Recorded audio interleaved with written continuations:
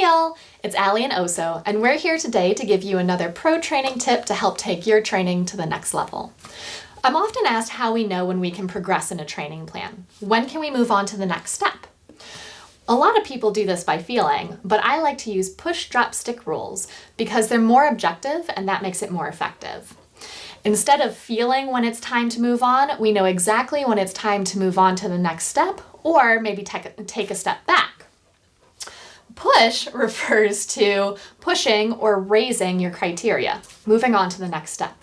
Stick refers to staying at the level that you're currently on, and drop refers to dropping or lowering your criteria, moving back half a step or a full step, or maybe even a few more if you need to.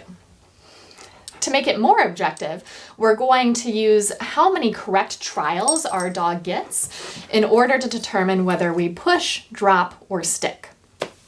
To push, our dog needs to do 4 or 5 out of 5 trials correctly. To stick, our dog needs to do 3 out of 5 trials correctly. And to drop, our dog needs to do 2 or fewer trials correctly out of 5. And trials correctly just means how many times does your dog do what you've asked him to do. There are different ways that you can keep track of how many correct trials you've done. I have a colleague who counts out loud how many trials he does correctly. 1 out of 1, 1 out of 2, 2 out of 3, etc. And we'll do that today for videoing purposes. Some people keep tally marks and some people just remember. Kudos to them.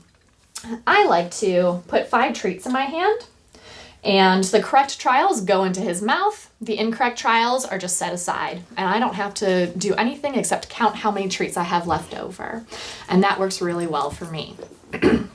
So Oso and I are going to show you an example of push, drop, and stick, so you know exactly what it's going to look like and you can replicate that in your training plan. Now, a behavior that Oso's really good at is hand targeting. He puts his nose to my palm, and we'll make a video about that later about how that can be really effective in daily life. But for now, let's see how many trials we can get correctly. Touch. 1 out of 1. Touch.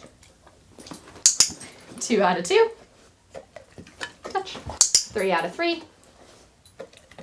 Touch. 4 out of 4.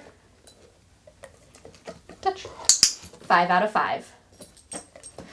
So that's a behavior that he could push to the next step if we wanted to. Let's do an example of drop where we get 2 or fewer trials correctly, and I'm going to choose a behavior that I know Oso's not great at. Sit pretty. 0 out of 1. Sit pretty. 0 out of 2. Sit pretty. 0 out of 3. Sit pretty. 0 out of 4, or 1 out of 4, sorry. Sir, sit pretty. 2 out of 5. So that's an example of drop, and I know that he's not good at this behavior when it comes to a verbal cue. We've been working on the hand signal and we're starting to pair the hand signal and verbal, so I knew that he wasn't up to snuff when it comes to just the verbal alone. So I can go back to pairing the verbal and the hand signal and get that better so that we can eventually push onto this next level. Now let's do an example of stick. He's going to get 3 out of 5 trials correctly. Sir, down. Head down. 1 out of 1. Head down. 2 out of 2. Head down. 3 out of 3.